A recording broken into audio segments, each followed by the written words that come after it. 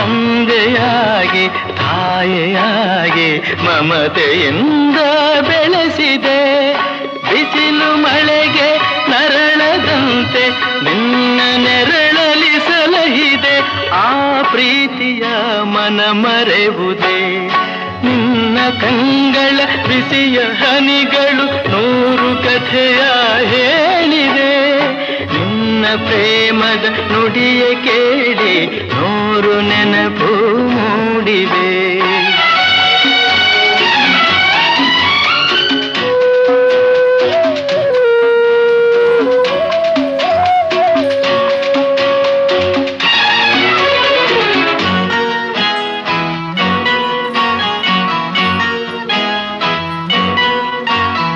ಬಳ್ಳಿಯಂತೆ ಹಬ್ಬಿ ನಿನ್ನ ಆಸರೆಯಲ್ಲಿ ಬೆಳೆದೆನು.